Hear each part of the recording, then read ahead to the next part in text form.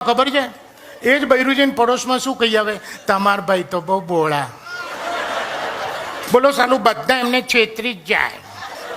અલી પણ છેતરી જાય ને, છેતરણી બોણી તારી બાએ કરી. તારી જોડે મને પરણાઈને તારી બા પહેલી છેતરી ગઈ, પછી બધા છેતરે જ છે. પુરુષ તરીકે, વર તરીકે, પતિ તરીકે, ધણી તરીકે, પટેલ તરીકે, સાહેબ ગમે તેટલો ફાંકો તમે રાખતા હો, પત્ની ઘરમાં ધાર્યું એનું જ કરે. એના વરને પૂછવા ખાતર જ પૂછે, just for the sake of bloody formality.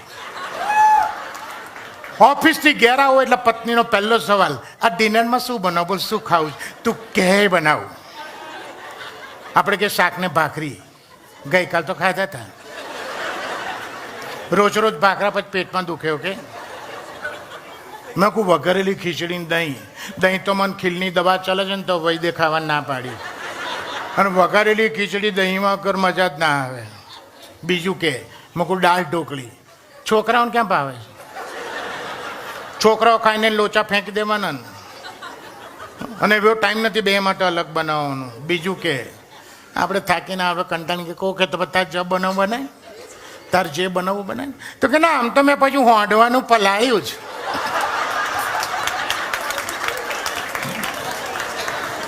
અરે છટકતે 2:30 વાગે હોંડવાનું પલાળ્યું છે, તો 6:30 ઉકર મગજની નસ ખેંચે છે.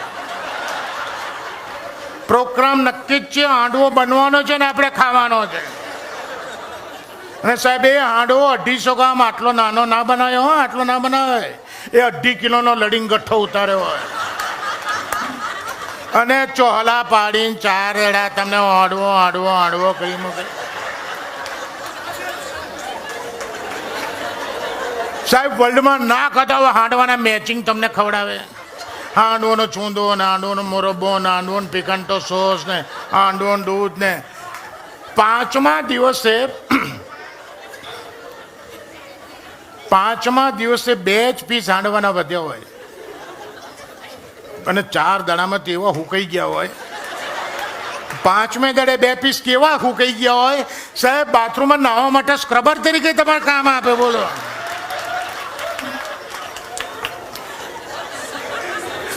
તે 2 પીસ બી ફેંકી ના દે. 5મે દાડે તમે ઓફિસ તક જો ખૂબ થાકીને આવ્યા છો, સરસ મસાલાવાળી ગરમ ચા બનાવું છો ને એની જોડે નવી વેરાયટી ખવડાવું છું. હું કહું શું છે? મારી પોતાની રેસીપી છે. અરે શું છે? શું તો કે હાંડવા સેન્ડવિચ. હું કહું તારી કેવું એ બધું હાંડવા સેન્ડવિચ કેટલા લક્કી છો? બ્રેડની બી 2 સ્લાઇસ વધી છે અને હાંડવાને 2 પીસ વધ્યા છે. અને હાંડવો તેવો સુકાઈ ગયો છે ને કે બહાર નાખીશ ને તો ગાય નહીં ખાય,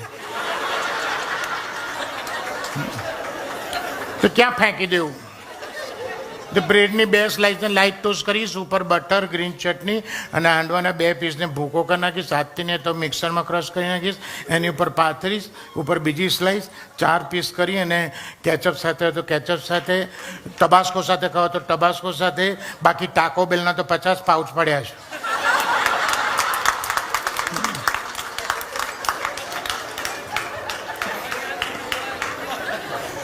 દમેશોબેન મજા આવે છે ને? એ હાંડવાના 2 પીસ બી તમને હાંડવા સેન્ડવિચમાં લીધે. બોલો હા બૈરા. હાજી હું જે કંઈ છું ને બિપિનભાઈ, તમે સરોજબેનના ખૂબ, સરોજબેન જ ને નામ? હા, સરોજબેનના તમે ખૂબ વખાણ કર્યા સ્ટેજ ઉપર. તમે સરોજબેન માટે ખૂબ કીધું કે તમારા એમની સાથે લગ્ન થયા પછી તમારી પ્રગતિ બહુ થઈ. અને એવી જ રીતે હું પણ આટલા બધાની વચ્ચે કહું છું કે આજે હું જે કંઈ છું because of my great wife રાગિની.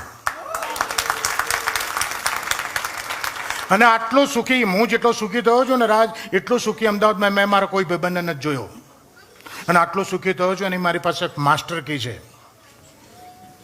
જેના લગ્ન બાકી હોય એને આપવું કામ લાગશે, જેના લગ્નને 10 વર્ષ થયા હોય એને બી કામ લાગશે, પણ જેના લગ્ન 10 વર્ષ ઉપર થઈ ગયા હોય ઓલવેજ જજો, એ લોકોને કામ નહીં લાગે. પણ જો આઈ થિંક આ બેઠો છે, તારા લગ્ન બાકી છે ને હજી? જો બેટા તું જ્યારે બી લગ્ન કરે, I don't know whether you will call me or not, પણ હું જેટલો સુખી થયો છું ને આની સાથે એના કરતાં વધારે સુખી હું તને જોવા માગું છું. અને એની એક માસ્ટર કી છે, હું જે તને આપું છું એ વાપરીશ, તને ચેલેન્જ કહું છું, ખૂબ સુખી થઈશ. પરણ્યા પછી તારે સુખી થવું હોય ને, એક જ કામ કરજે, તારી પત્નીને પ્રેમ જ કરજે, જસ્ટ લવ યોર વાઇફ. પણ એને સમજવાનો કોઈ દાડો ટ્રાય ના કરતો. જો સમજવા ગયો તો છોડિયા છોતરા ગોટલા છૂટા પડી જશે, ભૂખા નીકળી જશે. ભૂખા